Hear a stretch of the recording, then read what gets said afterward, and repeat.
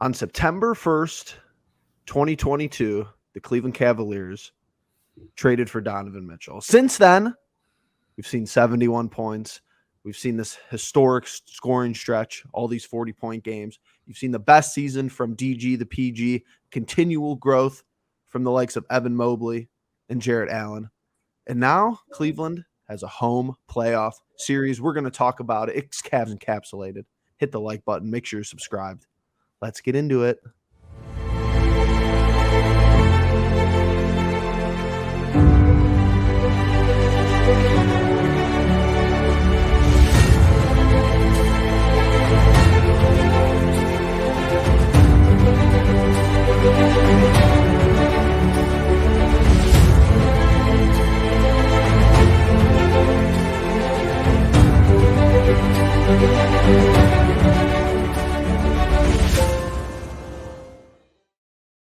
Sports are fun because I think we all expected this season to be a success in one way or another.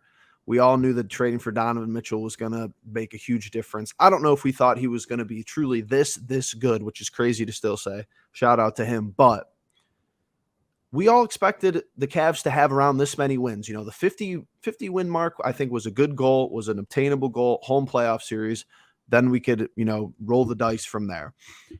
Justin, he nice jacket, by the way. Yeah, did that happen in the middle of the intro? I think that happened in the middle of the intro. I think that happened in the intro.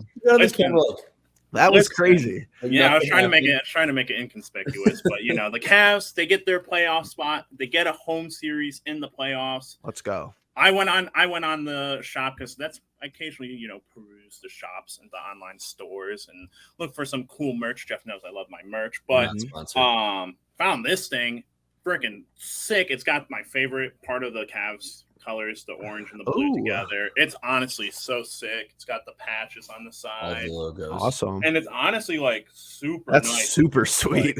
Yeah, and the fabric's super heavy? nice. So very happy. I'm a very happy person today. Jeff, off the top of the rip, Donovan Mitchell, when we brought him in, we didn't think that he was going to be this special, MVP level special. And even I said, him and Darius Garland, I expected to take dips in, points and other stats and whatnot. Donovan Mitchell had the best season of his career, MVP level. Darius Garland, like you said, Jeff, he had a very good season, and what you could say is his best season, because while he didn't flash like he did last year because he was by himself at the guard position, he did exactly what he did last year, but with added Donovan Mitchell all-star, Right. And it's kind of like that aspect of, if you think back to when LeBron came back, you bring in an all-star level player, you match him up with another all-star level player. Yeah, LeBron was better than Kyrie. Yeah, Donovan Mitchell is better than Darius Garland. However, Kyrie Irving and Darius Garland's level of play, it didn't get worse. If anything, it got better. And I'm still expecting Darius Garland to get better going into the playoffs. He has had a little bit of a rough stint here, but I'm expecting things to go up on the upswing for our guards going into the playoffs. Fair enough. And Logan, this is the last time we're going to talk about this particular graphic. I know it's our favorite graphic, but it's the last time we have to talk about it.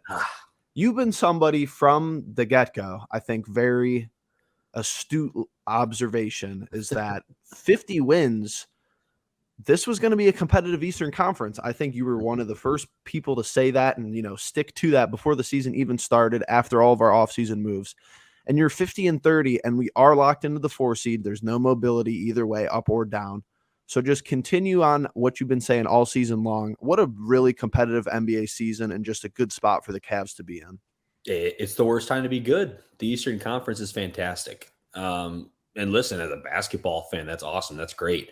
50-30. I knew they'd get to 50 wins, but I think there's that part of you that's like, what if it doesn't click? What if Donovan isn't as good as I thought he was? And like you guys said, we all know Donovan Mitchell was an all-star. Guy never missed the playoffs for Utah.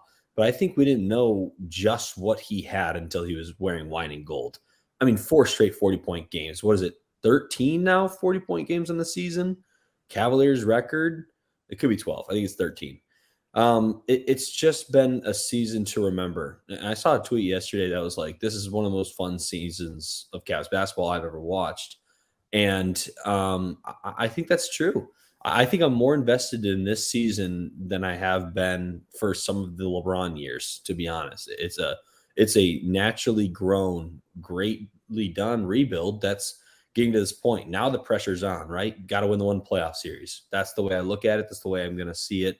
If you can win this one playoff series, it is a total success of a season. I want to insert that Richard Jefferson video right now. The Cavs are playing playoff basketball. That one always gets me fired up and laughing as well. So it's been one hell of a season. This is a competitive NBA. I said you would not see many 60-win teams. I think obviously that's not a thing that happens all the time. It usually comes at a premium. But I did say the top couple of seeds are going to be separated by a few games. And sure enough, here we are. And here's the thing. I'll say this much. Against the Knicks, that's a scary matchup for us in the first round. But I do think it helps us out if we're able to advance in that round. Bucks, Celtics, 76ers. If you told me, can we beat any of them in a series? Sixers, I think we might. I think we match up well with the Celtics. Bucks are going to be tough.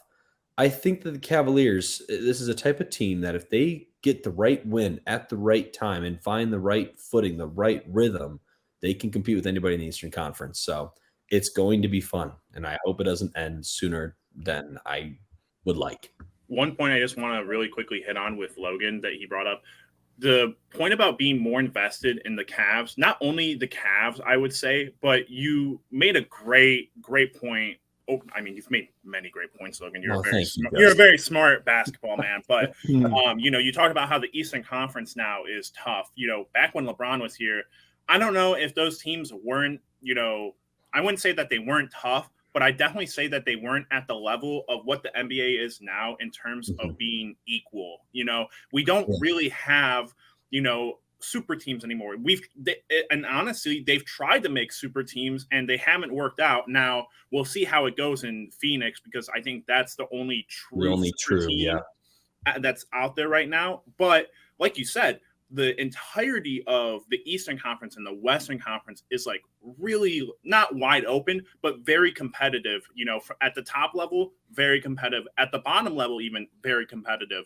And I'm thinking that, we're not going to be able to see those 60-win games anymore, or those 60-win seasons anymore, because you don't have the Warriors that are, jam-packed like that. And even the Cavs teams, they didn't get past like 60 wins, I think, with LeBron and Kyrie. So it's really one of those things that it's tough to see. And, I'm glad that it's this way.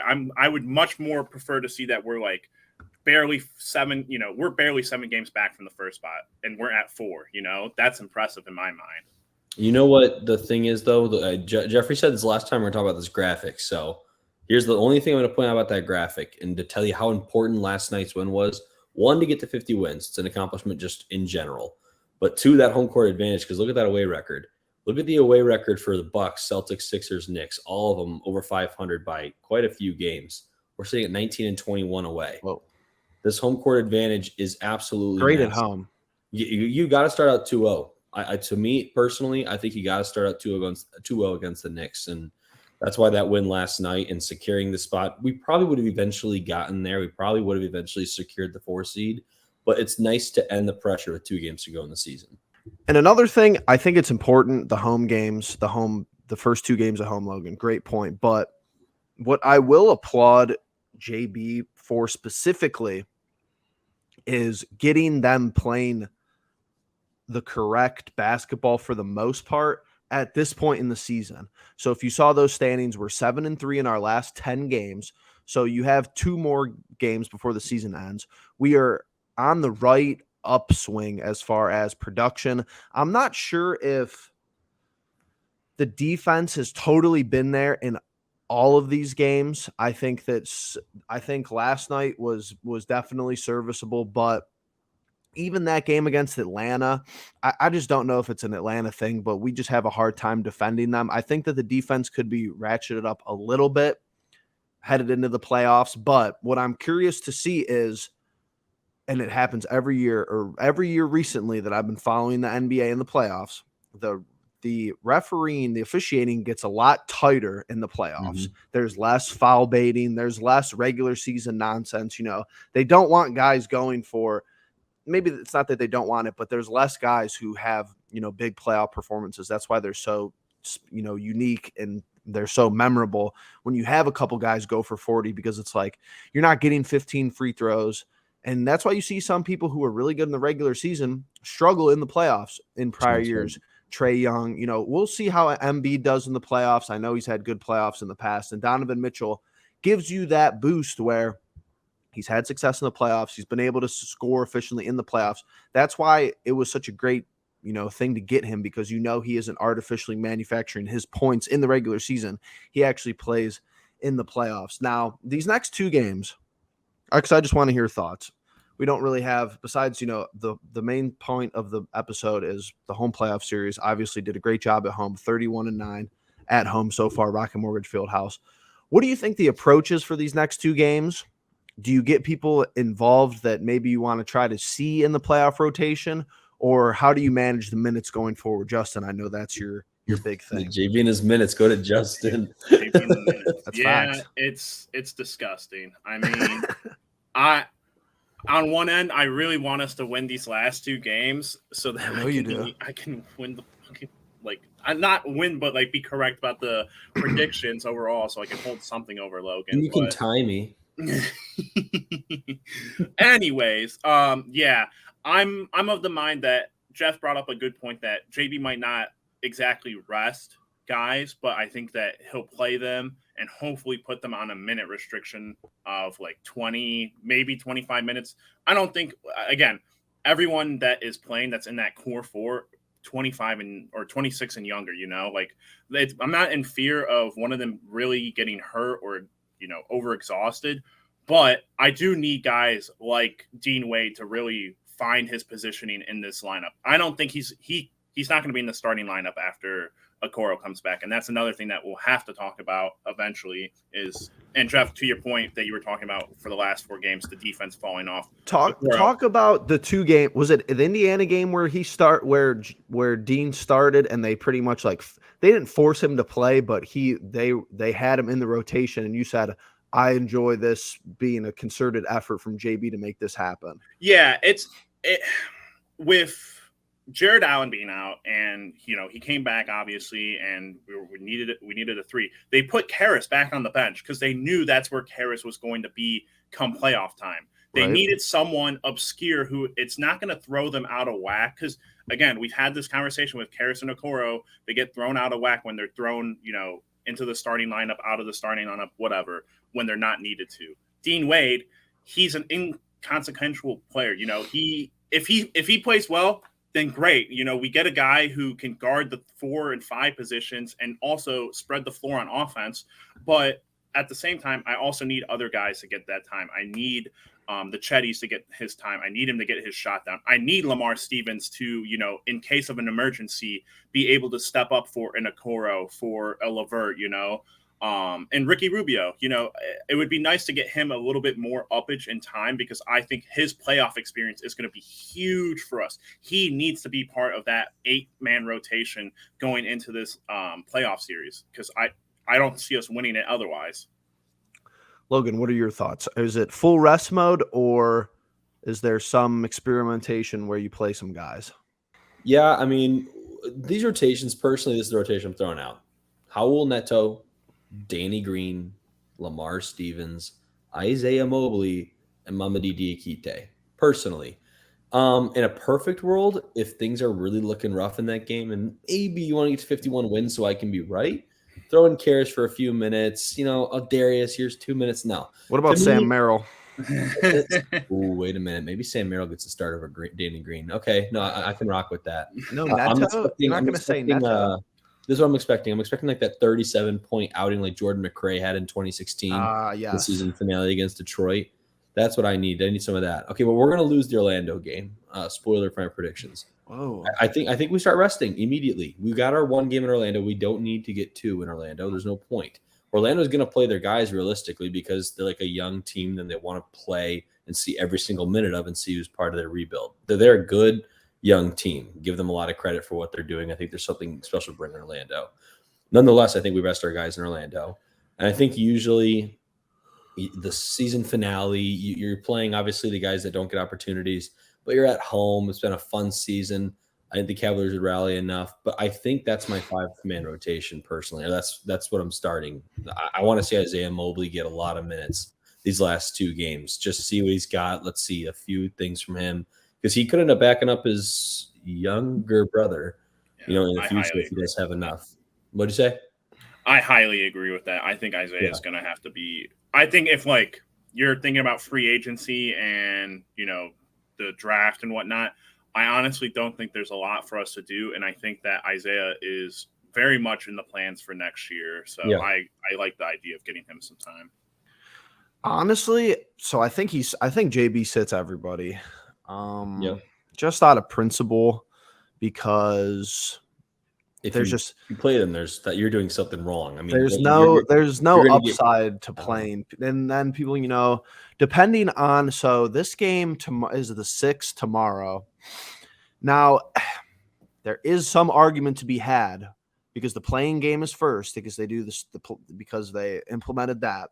So what I'm looking at on the schedule is Saturday 4:15 is the first home game. That would be my guess. So if you played yesterday, the 4th, that is 11 days without game basketball. That is a long time off. I will say that, but I don't see any other way how you could. It's such a double-edged sword, because if you play people, they're going to be like, "What are you doing?" And if you don't play people, and the first half of us playing the Knicks, and we look like trash, it's going to be like, "Oh my God, we're rusty." So you know how that goes. Go ahead.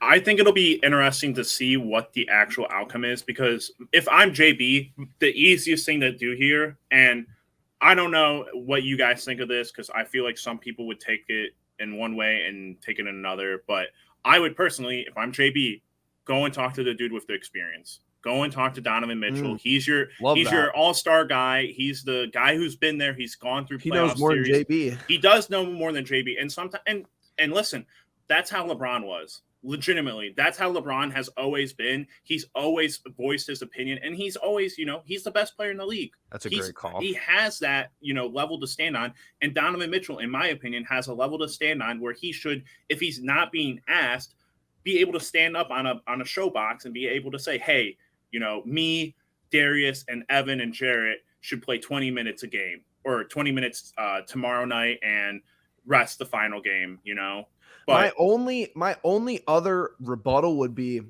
for the first half of this next game, run the rotation like we're playing the Knicks.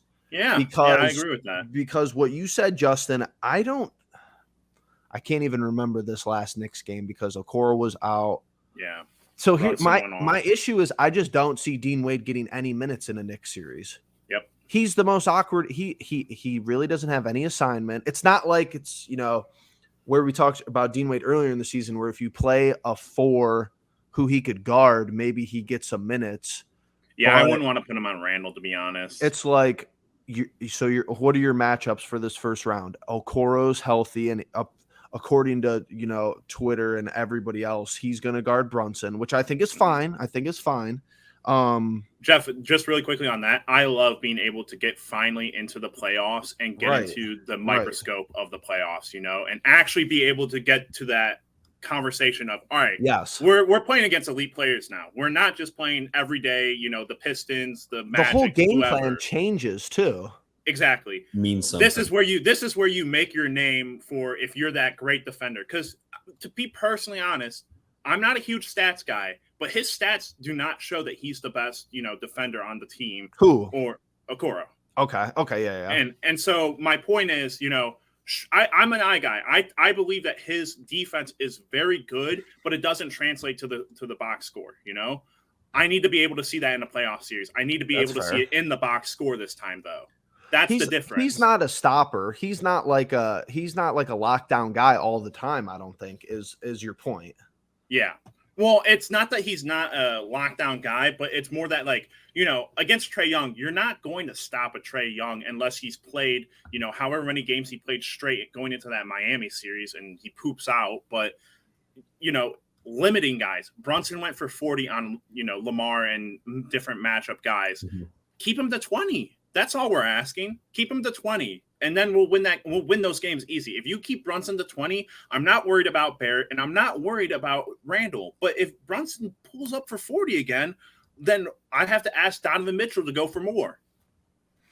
I totally agree. And that's that's what I think the playoffs are about, where you get these minutes where people are playing who you might not even expected them to play. Maybe and I think that it's mostly coaching, which makes me a little bit nervous because, Logan, I think you said this about the Knicks matchup. Lamar Stevens is another guy who I don't know if he fits the rotation for the Knicks because JB tried to have him on Brunson. Didn't work in the last game. No. And I one point before I go more into the Knicks, think of what they might do. They might not play for 11 days. They might rest their guys. They're locked. At this point, it's Cavs Knicks plain and simple. So they might rest some guys too, may play less minutes. I don't think anybody's going to be perfectly ready to go April 15th, especially because for both these teams, a lot of guys with very little playoff experience. Obviously, the Knicks have been there, 2 years ago with Atlanta, but it was a short-lived, playoff run.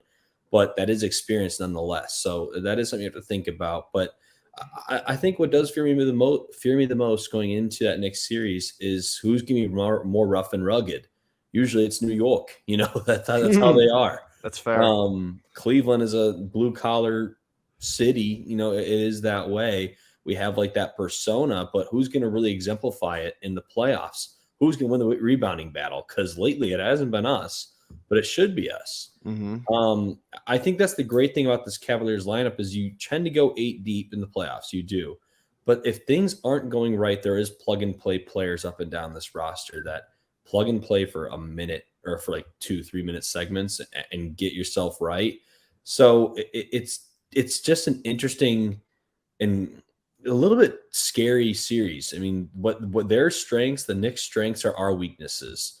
Now, granted, I still think overall, when it comes to starting five, are more talented, but their starting five, when it is clicking, when it's right, you have Jalen Brunson, who's just a really solid point guard who has shown more than even I thought he had this season. Quentin Grimes is a great perimeter defender who can knock down a three-pointer with the best of them. They have RJ Barrett, who, when he's right, he's kind of their X factor. When he's right, they're real good. Julius Randle's kind of the same deal as RJ Barrett. I mean, obviously had a great season this year. Mitchell Robinson, hard to keep him off the glass, is going to defend and contest and block a lot of shots. It's kind of similar to our starting five to an extent, as far as the pieces, when they all come together, this starting five is pretty nasty. So I'm excited for that. Really, that the big men, they have a quicker. Their roster composition is just quicker and have fast twitch of movements, whether it's Brunson quickly or RJ Barrett. Randall's a bigger guy, but it's not like he's slow and unathletic. So it's an interesting matchup. It's going to be fun to dissect and something we will get into because, like I said, we have 11 days, presumably, and then a full series. But before we get there, gentlemen, we do have 2 more games to predict. I know that it's crazy to think about and that we've already the season's already over. I think it went that quickly. Just as a shout out to the boys here, Logan, this was you could go back and look at when edits were made, when stuff was put on Google Docs. I know you can, but this was before the season started. He said 51-31 for Logan, and Justin said 52-30. So we have 2 games left, and 2 out of the 3 record predictions are still alive. If we have a split, Logan is going to be correct for an 82-game season. If we win out, Justin is going to be correct for an 82-game win season. Per the usual, I'm lost in the sauce and, overly optimistic. But we already know where Justin at least has kept it consistent. He has his predictions in to be consistent with his pregame or his preseason predictions. Logan said 5th in the East. Very close, very correct. He said 50 wins was not, a lot of teams are going to be bunched up at that 50 win mark. Has been proven correct. He already got the spoiler from Logan. First game, Magic. Is that for sure locked in? Yeah, I'm gonna lock it in. Yeah, I'm gonna lock that in too. I just think JB sits everyone. I don't know. I think you see Sam Merrill, Neto, Lopez starts. I think Mobley Lopez is your 4-5 for sure. I would hope so. I kind of feel like he'll go Mama How D, many but games has Okoro missed?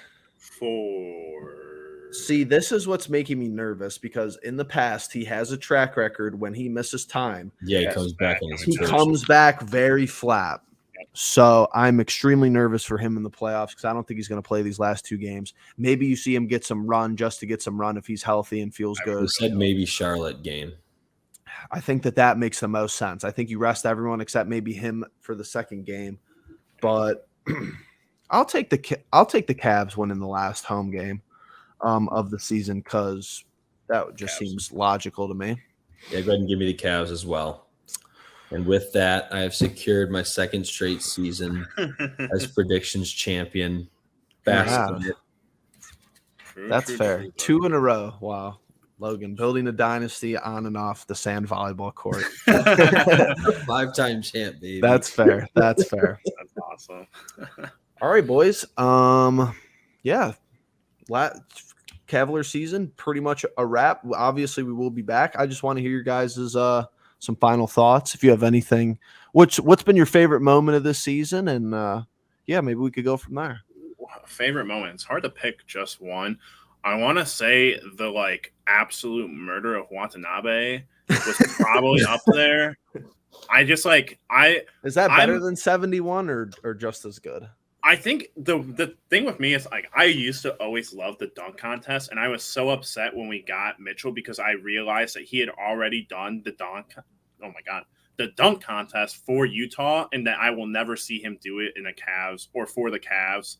Like I saw Darius Garland, Evan Mobley, and Jared Allen do it, but I think watching him dunk is one of my favorite things. I get up, I'm jumping off my feet, and going up for my own dunk when he does it. So. I'll go with that one. My personal favorite is Dylan Brooks. Putting his hands where you should never put your hands on a person if you don't want them to slap you back. Yeah. And that's exactly what Donovan Mitchell did. Right before that, we were 500 for a freaking month and a half and couldn't figure out how to win consecutive games.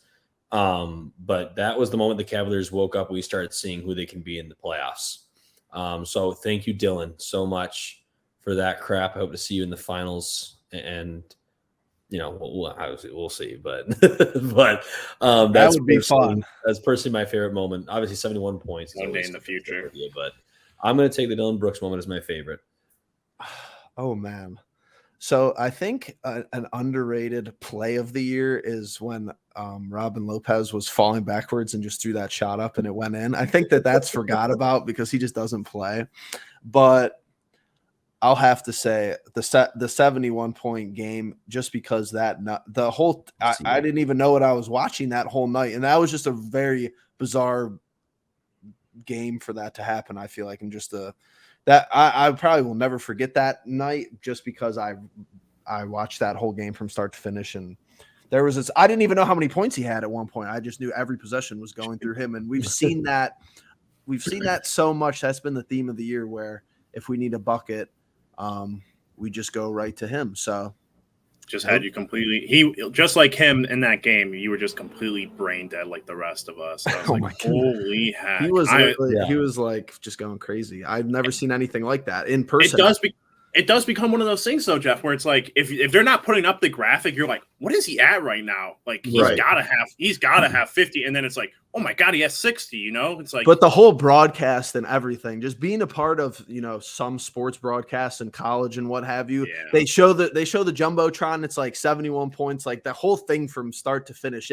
I didn't want to say it felt scripted because I didn't feel that way at all, but it just felt like one of the more perfect moments of watching Cavs basketball. But the whole season's been fun.